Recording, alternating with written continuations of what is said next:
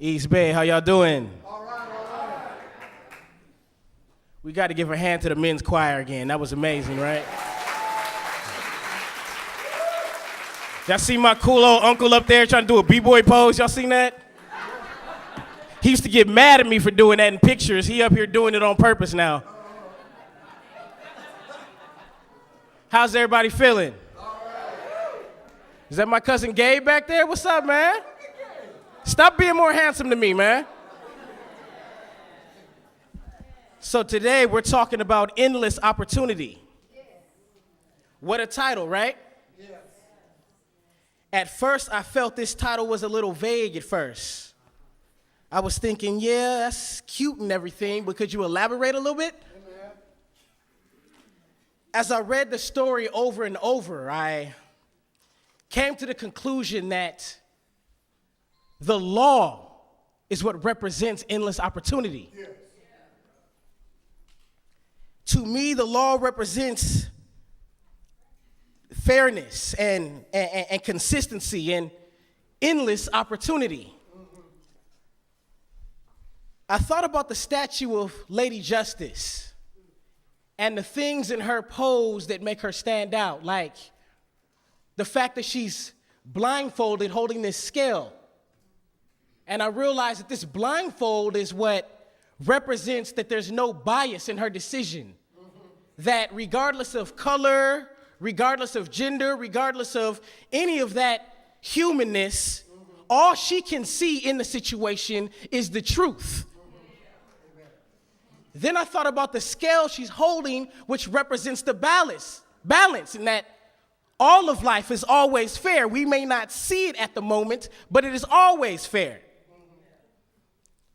Now, I'm not really talking about the same law that our American judicial system claims that they hold up fairly. I think we all know that there's a little bit of twists and turns in that law right there. Different conversation, different crowd, but we all feel each other. What I'm talking about is a law so grand, a law so finite, a law so bigger than human understanding. Now, when I think of the law, I like to always go and try to find out the real definition of it. So I went and I looked at the science of mind, and Ernest Holmes describes the law as mind in action. The creative medium of spirit is the great mental law of the universe. Now, when I was in Prac 1 or 2, I can't remember the exact class, but Reverend Greg Toole, who was just Greg Toole in those days, said that we are all living in a realm of infinite possibility. I like to think of the law as that person in elementary to about high school that none of us really liked, didn't really have a whole lot of friends, was always overly by the book, didn't really cut anybody any slack when it came, like that person was probably a hall monitor in around like 6th grade. I won't continue. I feel a few mean mugs like, look, man, I like being a hall monitor. I'll stop. At least you got friends now though, right? That's all that matters. Now, if we think about it, the law has no friends. The law compromises for no one. The law is very precise and very by the book. But just as easily as the law can work for us if we approach it the right way, the law can also work on us if we don't. We are all using the law right now as we speak. Whether you are aware of it or not, you are using the law right now in this moment. Ignorance of the law is no excuse. There is no way to not use the law. The more I speak on this, the more I realize that both that law I spoke of earlier and the law I'm speaking of now are quite similar. However, there's one thing about our law that's different. Our law that unifies us cannot be broken. that other law can be. Now, when I think of this law that I'm talking about in this moment, the universe's law, God's law, there's one word that comes to me that describes this whole thing, and that word is yes. The universe always says yes. What that means is those thoughts that we are always having, those things we may even worry about at times and continue to think about, those things we don't want in our life but think about so passionately, there's a reason why we keep seeing them in our lives. When you speak of your finances and say, well, I'm broke, I can't do it right now, guess what the answer is from the law? See, this is how thoughts become things. I know, y'all, I don't like it either, but that's just the way it is.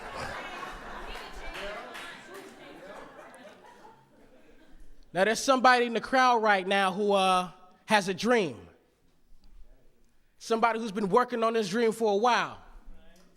You keep getting close, and every time you get there, it just slips through your fingers, right? You done skint your knees a few times, but you keep picking yourself back up. Do not let go of this dream. See, the way the law works is once you declare that you want something, the law then tests you.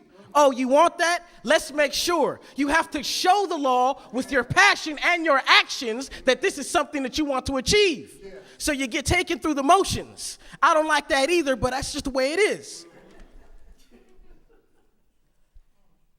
Now, I see that there's a lot of hip-hoppers in the crowd. I see a few of y'all.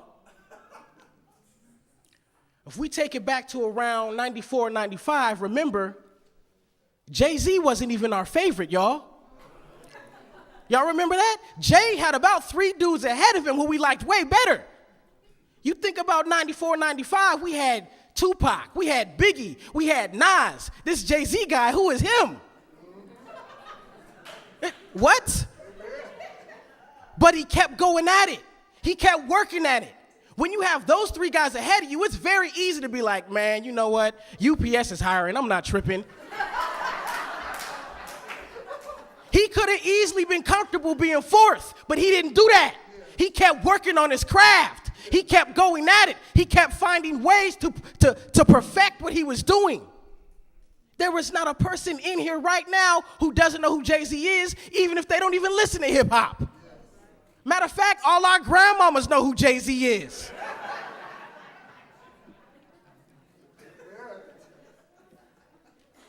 With his knowledge of the law, he has built himself an empire. Matter of fact, on one of his songs, he even told us, I'm not a businessman, I'm a businessman. Diamonds Are Forever remix. Whatever we have in our own personal realities is a result of our thinking. This is how the law manifests these thoughts that we are passionate about. So as I said before, just like the law can work on you if you approach it incorrectly, it can also work for you in any circumstance. This also goes for those people we like to give the stamp of bad people. If they approach the law correctly, they also can use it to their advantage. Now, I got a homeboy who I grew up with in this very church. He was so aware of how the law worked that in his teens, when he began doing dirt, he would say an affirmation and a prayer before he went out there and hustled. He would always pray for a prosperous outcome and that nobody got hurt. He would do it all the time. See, the law compromises for no one, and you can use it to your advantage. Now, you may think that because of your past experiences that you deserve special treatment. You may believe that because you've been short all your life and used to get bullied, that you should be exempt from the actions of the law. You may believe that because you were born into the illusion of being poor, that you should be exempt from the actions of the law. You may believe that because you have health problems and that you are struggling with this right now, that the law should somehow give you a break from time to time. You may really believe that because you had a tough childhood and had to grow up fast, that you should be exempt from the actions of the law. You may believe that because you are African American and your ancestors went through a process that was so hard that the law should shield you from this experience. But let me tell you all something. Life is not always butterflies and rainbows. Sometimes it just ain't cool. It's bitter. It's cold. In order to navigate through this thing we call life, we have to use a thing called flexibility. See, we've believed that, oh, well, if I'm just nice and try to avoid confrontation, that it'll go all good. Nah, see. Sometimes the answer is, and so it is. I knew the Oaklanders would love that one. I knew that.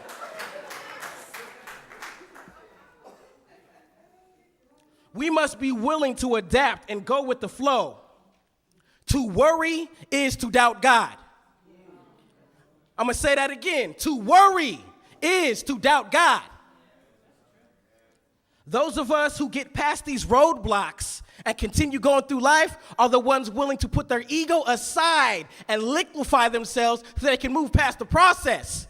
Now, you can hold on to that old way of thinking if you want to, but if you want to proceed and collect your $200 for going past go, you might want to check your ego.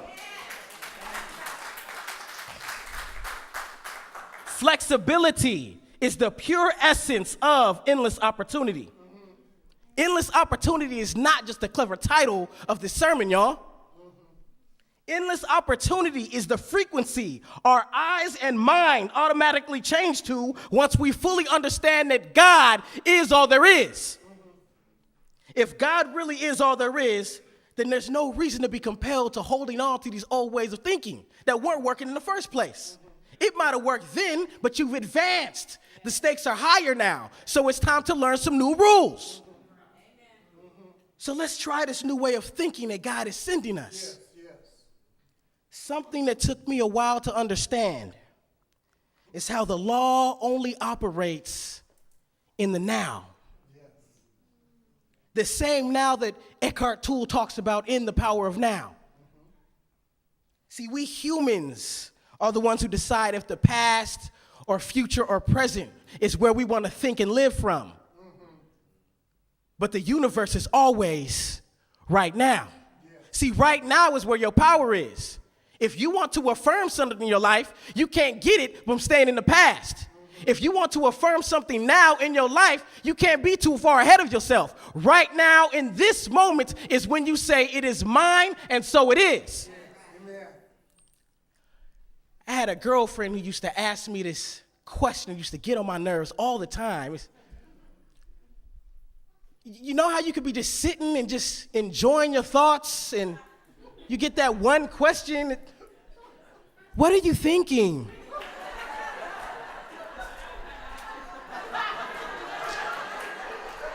God, I hate that question. What? I don't even know how to answer that. What do you mean, what am I thinking?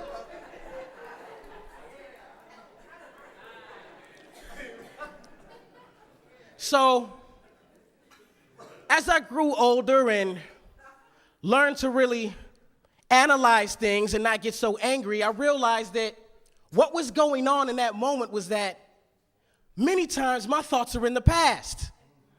I might be thinking about old glory days when I was still in shape and could play football. I might be way too ahead of myself thinking, man, when this bills get paid, then I can finally get them sneakers I want. It could be a collection of past and present thoughts, but she was operating from the now, which is why she even asked that question right now in this moment. What are you thinking? I got mad because I didn't like being in the now. I don't want to be here right now.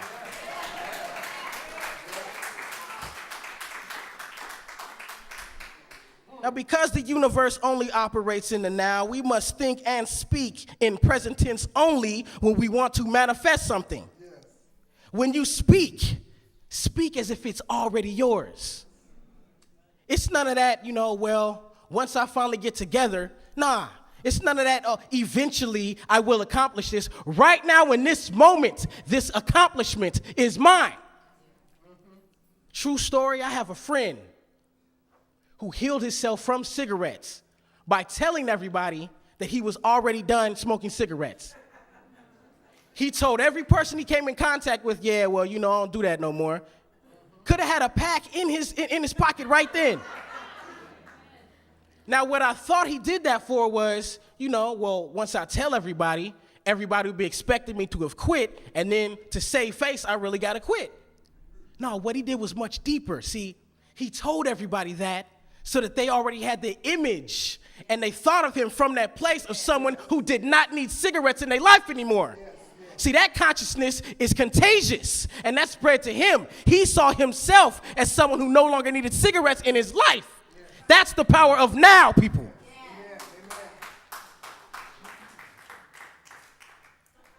Last week, I had the pleasure of watching the new practitioners be installed. It was a very beautiful ceremony. It took me back to when I had finally been installed as a practitioner. And I was just reminiscing and just looking at all the faces, and I had that same look on my face like, wow, this is surreal. And then out of nowhere, I was called up to receive my 10-year pin for 10 years of service as a practitioner.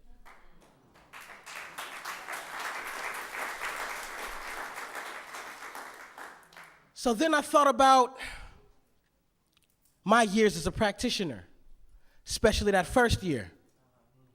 Now, I can only speak for me, but it seems like as soon as the stole was put on my neck, it got heavy, right? It's like, whoa, what is this? Why does my back hurt? That's the responsibility. See, once you know, you cannot front anymore that you don't know. I like being ignorant sometimes, y'all. Personally, that means there's no responsibility. But now that I know, I have a responsibility, and that was heavy to me. It seems like I'm talking about the next day after you get your stole. It's when God sends you endless opportunities for you to express the truth that you now know. I mean, the fish hit the shan, y'all. And finally, I had gotten to that place to where I could handle it. I got a hold of my thoughts, if you will. A great portion of my practitioner training came after I graduated, and I was required to use what I now knew. See, I was comfortable in class. I had these real cute answers to all the questions, and if you think of it from this way, and it was so fun putting it on thick like that. But once you get out into the world and people are bringing you their stuff, which really is your stuff, they're just a mirror showing you your own consciousness. You only praying for yourself. Always remember that. That's when I began to be like, whoa, this is heavy. And I had to keep myself in check, had to keep myself in alignment. That's why prayer and meditation are essential to dealing with this thing that we call life. Yes, amen. Amen. Now, what was beautiful about that is once I finally got the hang of it, I learned that laughter is healing. I learned that for me, if I could actually laugh at something that was going on in my life, then I'm truly healed from it. I like to use laughter as an expression to know it's going to be all right. I'm fine now. However, there are those who don't really have that philosophy. There are those who, even when the pastor's laughing, even when the practitioners are laughing, even though most of the congregation is laughing, they feel the need to correct you anyway when everyone knows you joking. I like to call these people the consciousness police. You know what I'm saying? Hey. Everyone's laughing, and then they just come out of nowhere. Oh, you're a practitioner. You shouldn't talk like that. Oh. Everyone's laughing. Chill out. And then they show up in the most awkward places. You be taking a shower. You just hear a dunk, dunk, dunk on the window. You turn around. Oh. Sounds like Mike Tyson in a haunted house. You know what I'm saying?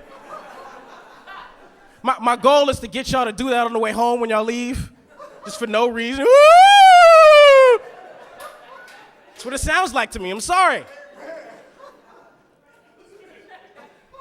Now, as much as that has annoyed me over the years, I have to admit that I've learned to appreciate these officers of consciousness.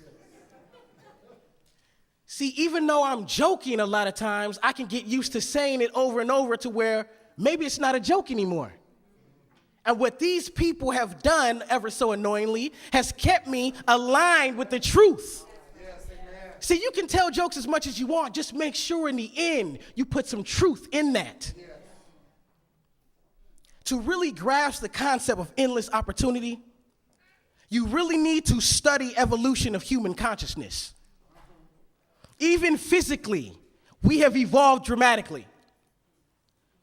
So all my hoop stars in here, you know, like at first, a slam dunk was just some regular stuff in the game of basketball. But then the game evolved. See, at first, so I've been told, dunking from the free throw line was just unthought of. That couldn't happen. That was humanly impossible until a man by the name of Dr. J showed us that was very much possible. Now look at what basketball has done. Dunks have gotten just crazy. There are people shorter than me winning dunk contests. A few years ago, Vince Carter literally jumped over a man in the Olympics and dunked the ball. And if you watch street ball like I do, a man by the name of the Air up there didn't do a 360, but a 720. He turned around 2 times in the air and dunked the ball. You can't do that if you don't already know in your mind that it is possible. See, when he said, you know what? I'm about to turn around twice and dunk that. Everybody laughed at him. That was his opportunity right there to decide whether he was going to believe them or show them up. You mark my words. Everybody laughs when I say it. Somebody's going to dunk a three-pointer eventually. You watch.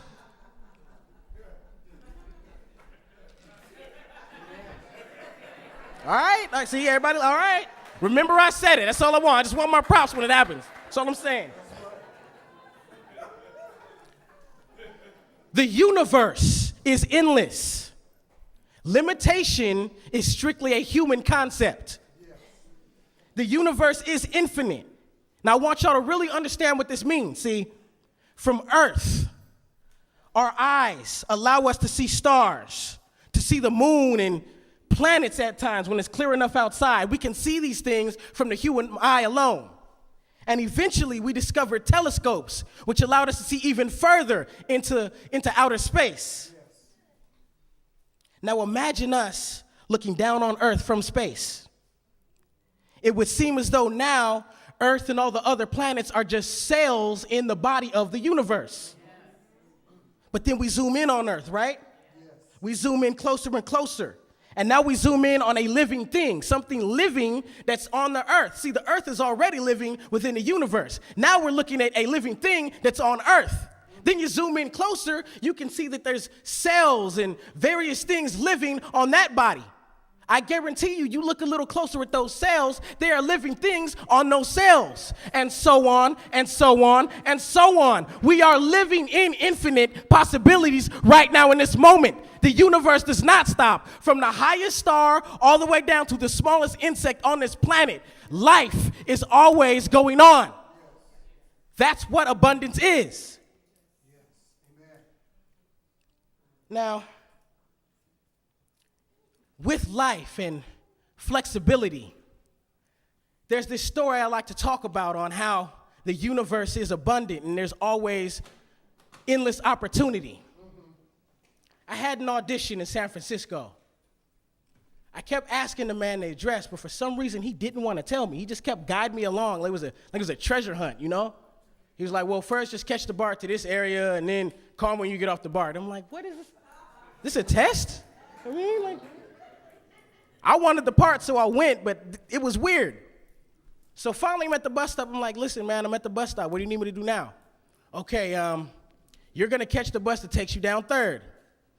All right. So I'm on the bus, and I call him, and I'm like, listen, man, like, where do I get off at now? Okay, you know where Newcomb is? Okay, 3rd Newcomb? Wait, you want me to go to Hunters Point? Everybody on the bus started laughing like, oh, he must be from Oakland. Now, I admit, I'm from 23rd Ave. I have seen plenty of things in my day. But for some reason, whenever I go to Hunters Point, it's like the air just is different. It changes me. I almost get a nervous breakdown. You know what I mean? But I had to realize that if God is all there is, then what am I tripping for? Yes. I definitely can't get off the bus and run now. Yes. I might as well go, right? I mean, if I got to go out, at least they'd be like, yeah, well, he was on his way to an audition, man. He went out kind of tough. But here's what's crazy, right? See, I can't really blend in this moment. If I'm dressed all in baggy clothes, I can blend in. I got on a shirt and tie. I'm dressed like I'm going to an audition. So now I'm wondering what I could do. Well, if you're from the hood like me, you know if you're a newcomer in somebody's area, you don't get off the bus and screw your face up. Can't mean mug as a newcomer in somebody's hood. That's not smart. I definitely couldn't look scared and just take off running. So I'm weighing out my options, right? So I'm praying. I mean, I'm praying out loud on the bus, mind you. Everybody's laughing. It was that real for me. Like, oh, third Newcomb, nah, time to pray. So finally, when I say, and so it is, because you know how we do, Spirit told me, be comfortable. Yes. Smile when you get off the bus. Look as though you belong there. Yes. I really wasn't okay with that answer, but I was like, all right, I'll give it a shot. I get off the bus. And y'all know Hunter's Point. I mean, it's people everywhere, just for no reason, just out. Just people standing on top of stuff and hanging from zip lines. Like, what is going on? So I'm about to smile, right? But I felt like, you know what? I'm going to put a little extra on it. I did a nice big stretch, put on my bag, and I smiled. Then I had this steady rhythm of walking that I did, you know, because if I'm walking a little too anxious, they'll be like, we got one. Come on, y'all. So I walked steadily to the audition, and I had an amazing experience. Since then, I go back and forth to Hunter's Point with no problem. I've learned now to see we can believe what the media says about another place. We can easily tap into that race consciousness. But if I believe that we are all aligned in this thing that we call the law, if I believe that God unifies us all, I don't need to be afraid of nothing.